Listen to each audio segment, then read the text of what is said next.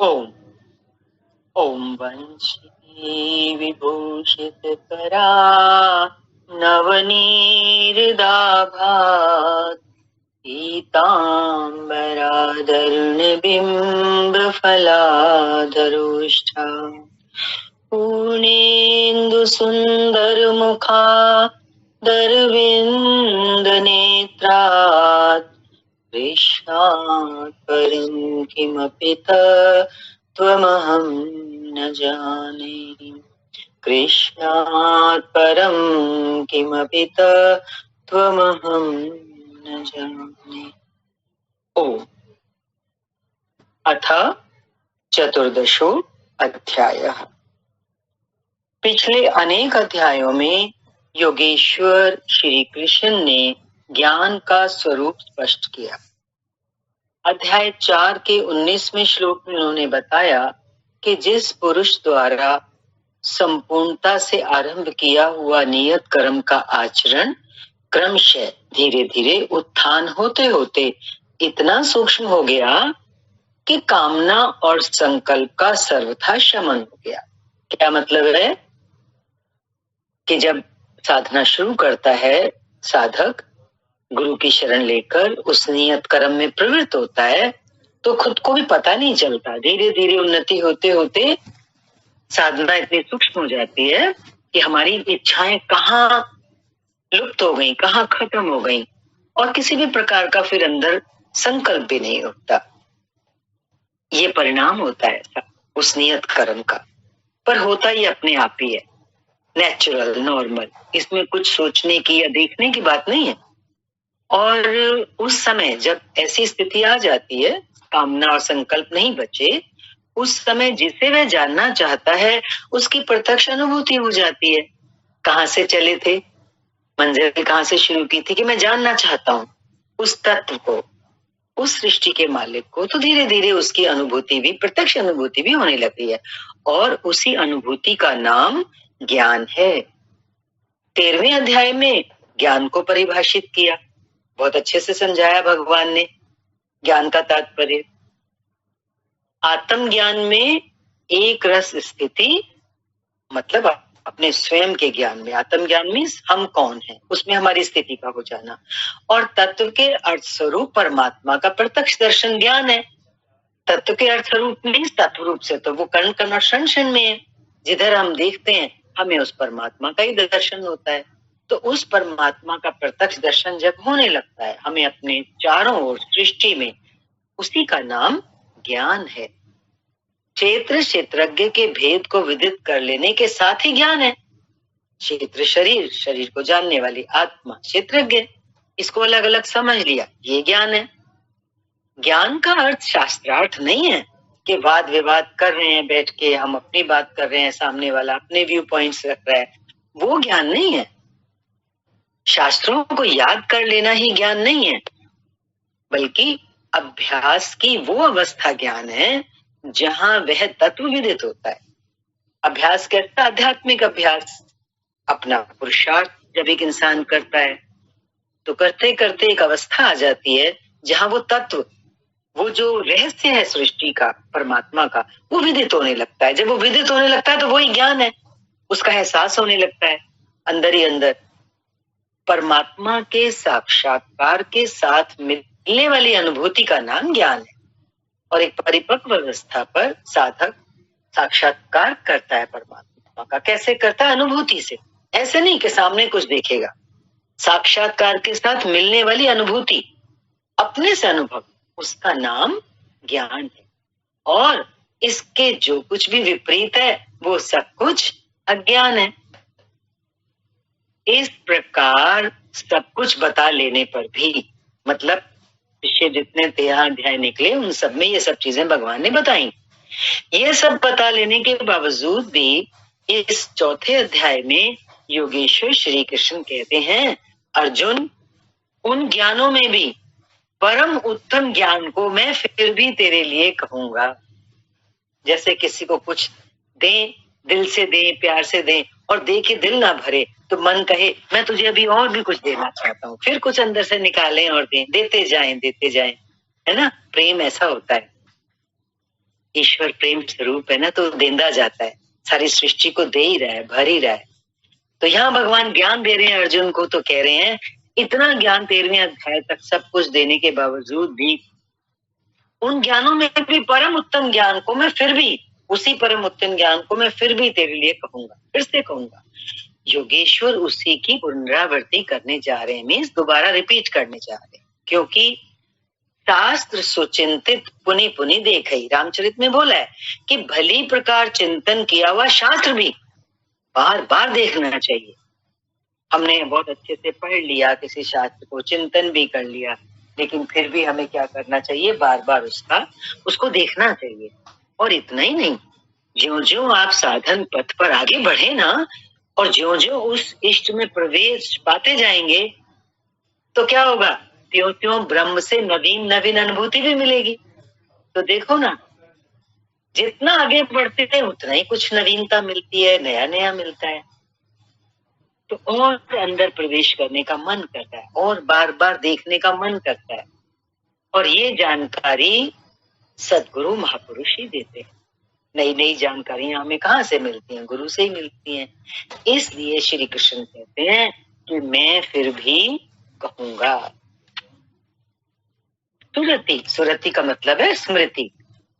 स्मृति ऐसा पटल है, ऐसा पर्दा है जिस पर संस्कारों का अंकन, संस्कारों की छाप, उसकी तस्वीर सदैव होता रहता है। संस्कारों का अंकन बनता रहता है, नए नए संस्कार छपते रहते हैं हमारे स्मृति मानस पटल पर।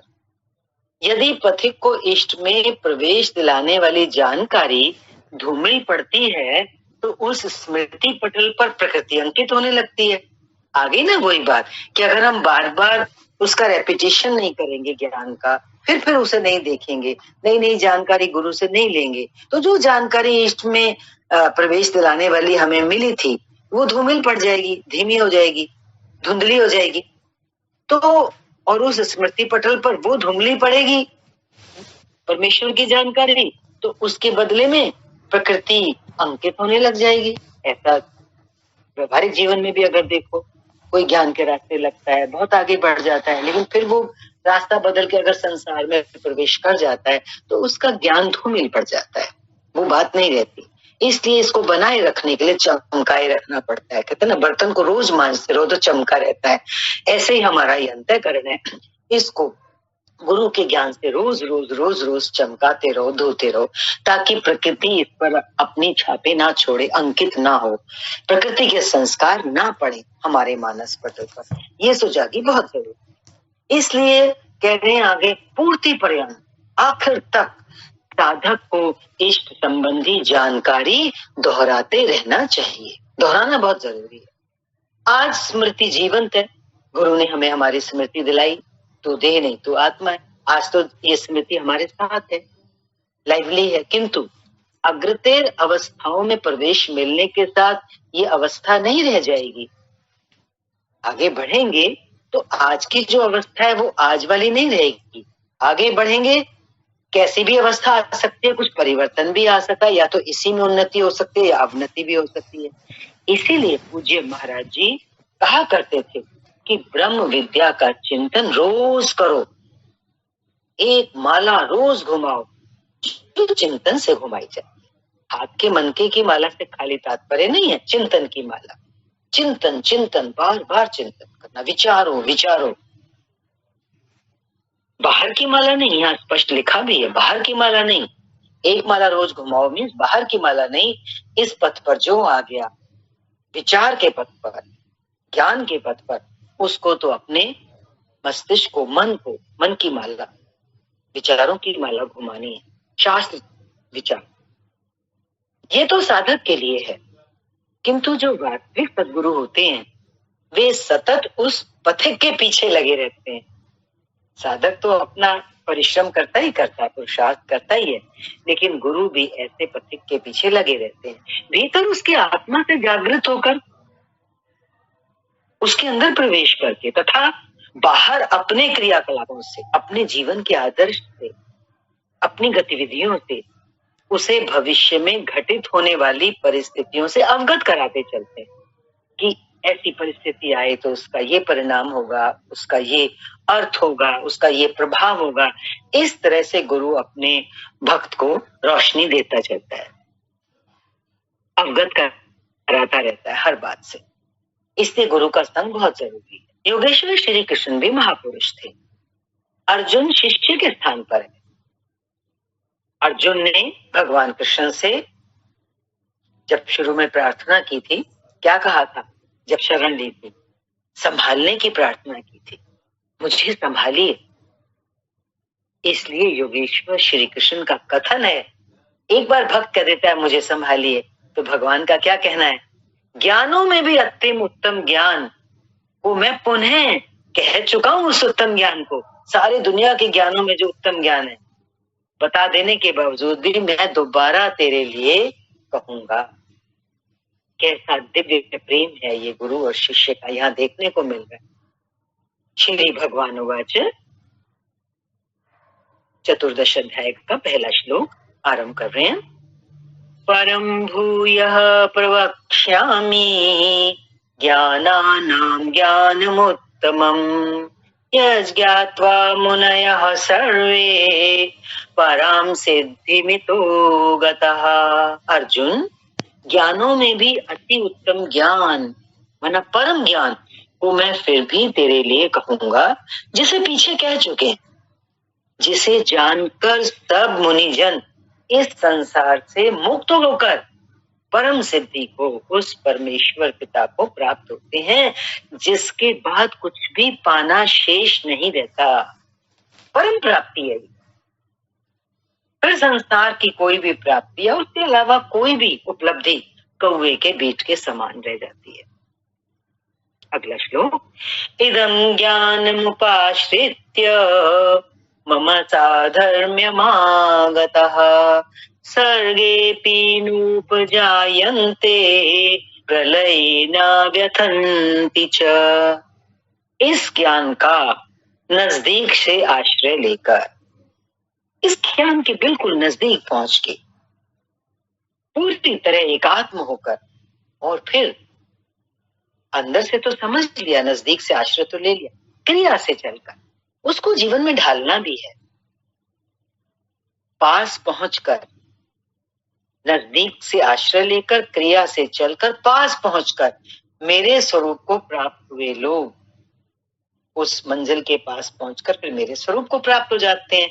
जो लोग वो सृष्टि के आदि में, सृष्टि की जब फिर नए सिरे से रचना होती है तो पुनः जन्म नहीं लेते, और प्रलय काल में जब सृष्टि का प्रलय होता है अर्थात शरीर का अंत होता है, प्रलय से मतलब यहाँ सद्गुरु शरीर का अंत बता रहे हैं, तो ऐसा साधक, ऐसा शिष्य शरीर का अंत होने के समय व्याकुल भी नहीं होता, क्योंकि वो कितना भरपूर होता है। जाने से पहले पाना था तो पा लिया, कुछ पाना बाकी नहीं रहा तो उसको कोई दुख या कष्ट भी नहीं होता शरीर छोड़ने के समय, क्योंकि महापुरुष के शरीर का अंत तो उसी दिन हो जाता है जब वह स्वरूप को प्राप्त होता है। उसके बाद उसका शरीर तो रहने का एक मकान मात्र रह जाता है। पुनर्जन्म का स्थान कहाँ है? जहां लोग जन्म लेते हैं। ये क्वेश्चन है। महापुरुष की तो बात बता दी कि जब स्वरूप को प्राप्त हो जाता है तो शरीर तो उसका क्या है, क्या रह जाता है? रहने का मकान मात्र। तो मकान को छोड़ने में जैसे कोई तकलीफ नहीं होती, ऐसा ही जीवन उस महापुरुष का हो जाता है। अब एक और प्रश्न उठ रहा है जिस पे श्लोक नंबर 3 है। क्वेश्चन है, पुनर्जन्म का स्थान कहाँ है जहां लोग जन्म लेते हैं? प्रश्न को रहे हैं, पुनर्जन्म का स्थान कहाँ है जहां लोग जन्म लेते हैं? इस पर श्री कृष्ण कहते हैं, मम योनिर्महद् ब्रह्म तस्मिन् गर्भं दधाम्यहम् संभवः सर्वभूतानां ततो भवति भारत। हे अर्जुन, मेरी महद् ब्रह्म मीन्स माना अष्टधा मूल प्रकृति, पंच महाभूत और मन बुद्धि अहंकार, ये 8 तरह की जो मूल प्रकृति है, ये संपूर्ण भूतों की योनि है। योनि मीन्स माता है। माता और पिता के संयोग से जैसे बालक का जन्म होता है, उसी प्रकार यहाँ पर माता क्या है? जड़ प्रकृति। और उसमें मैं चेतन रूपी बीज को स्थापित करता हूं। सृष्टि कैसे बनती है? चेतन के सहित बनती है। जैसे पिता का बिंदु डलता है माता के गर्भ में, उसी प्रकार से इस अष्टा मूल प्रकृति में जब उस परमेश्वर का चेतन रूपी बीज डलता है, चेतन से संयुक्त होती है प्रकृति, तब सृष्टि की रचना होती है। उस जड़ चेतन के संयोग से, आगे यही कह रहे हैं, उस जड़ चेतन के संयोग से सभी भूतों की उत्पत्ति होती है। जितने भी भूत प्राणी हैं उनकी उत्पत्ति किसी प्रकार से होती है। बहुत अच्छा स्पष्ट समझ में आ रहा है कि सृष्टि का निर्माण, भूतों का उदय कैसे होता है। अगला श्लोक, सर्वयोनिषु कौन्तेय मूर्तयः संभवन्ति यः तासां ब्रह्म महद्योनिः अहम बीज प्रदः पिता। अभी ऊपर के श्लोक में जो पॉइंट आया, जड़ चेतन के संयोग से सभी भूतों की उत्पत्ति होती है। तो ये जो हम देख रहे हैं सब कुछ, ये जड़ और चेतन की एक ग्रंथि है, एक गांठ है, मिल गई है दोनों चीजें आपस में। अब देखें ये चौथे श्लोक की व्याख्या। कौन्तेय, सब योनियों में जितने शरीर उत्पन्न होते हैं, उन सब की योनि मीन्स गर्भ धारण करने वाली माता, 8 भेदों वाली मूल प्रकृति है। और मैं ही बीज का स्थापन करने वाला पिता हूं। अन्य कोई ना माता है ना पिता। जब तक जड़ चेतन का संयोग रहेगा, जन्म होते रहेंगे, निमित्त तो कोई ना कोई बनता ही रहेगा। निमित्त मीन्स हमारे जो निमित्त माता पिता इस धरती पर थे, वो निमित्त बने, लेकिन असली माता पिता अष्टा प्रकृति और चेतन परमात्मा रूपी बीज जो उसमें डलता है, उसको बताया। निमित्त तो कोई ना कोई बनता ही रहेगा। चेतन आत्मा जड़ प्रकृति में क्यों बंध जाती है? चेतन आत्मा जड़ प्रकृति में क्यों बंध जाती है? अभी ऊपर सारा यही चला ना तीसरे चौथे श्लोक में। इस पर कहते हैं ओम।